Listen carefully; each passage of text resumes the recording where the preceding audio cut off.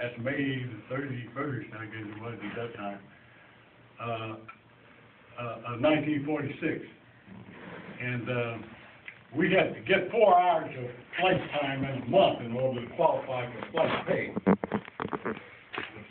The pilots got, like whatever your lieutenant's salary was, you got that plus half, like time and a half for flying, you know.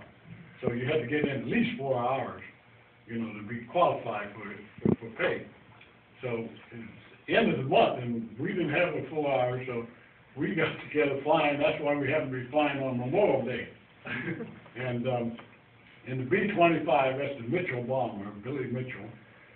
And we took off from Garden Field, Kentucky, and flew up. The navigator navigated us on up to the Golden Triangle down in Pittsburgh, and I told him, well, I'll take over now. I knew everything by sight, you know, by visualize. And down the Ohio River, out over Swickley Heights. And these were the huge mansions in the States where people like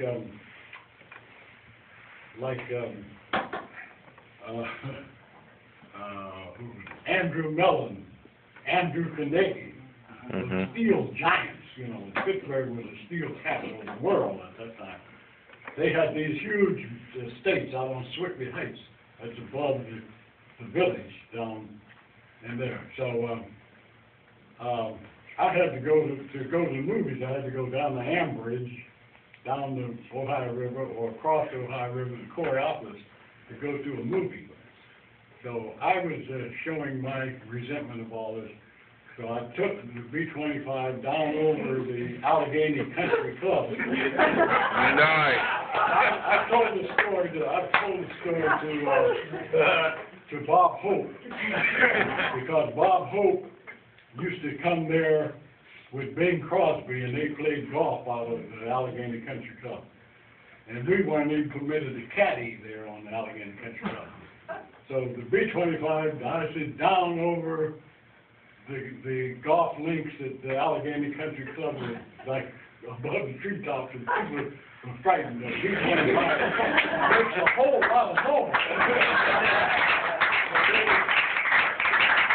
Drove on the trees and everything else, trying to throw away the golf club. Payback, huh? My home, my dad had built a brick house. He came from Virginia as a boy of about 19 years of age, left me with my grandparents in Virginia, came up and worked in the steel mill and built this brick home. You know, the first black to build a brick home in this little town. So I came down over to my house, and the YMCA was around the corner from where I lived. Beautiful place, and I could go out there on the grounds and throw a football here or there, but couldn't go in the building or couldn't play tennis or nothing like that. They had a swimming pool in the building, and so down over the YMCA, down over. In fact, it's hard to buzz a place like this because it's between two big mountains, you know. And finally down over the main street where the Memorial Day parade. And this the city fathers were calling all over the place. They're trying to find out, and believe me, they would throw the book at you because it was a highly punishable offense to be caught, you know, buzzing anything at low level like that, because they had some terrible accidents. But anyhow, I got away with it because they weren't looking for anybody from Kentucky. Thank you. Well, Mitch, stay here.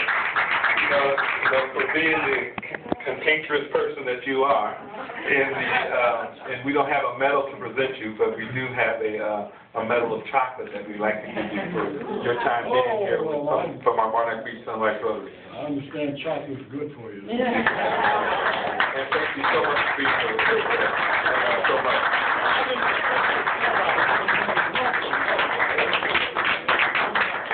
And those of you guys who want to stay around and have some more questions from Mitch. I'm sure he'll stay here a little bit longer. Also, at this time, before I adjourn the meeting, I have something I need to present to Pete, if you want to come up here. From our Can everybody sit for just one more second? we have, at our Lobster Fest, we have a check that we want to present Pete to Fifth Marines here for 2 auction items that total over $3,600 that we wanted to. Right.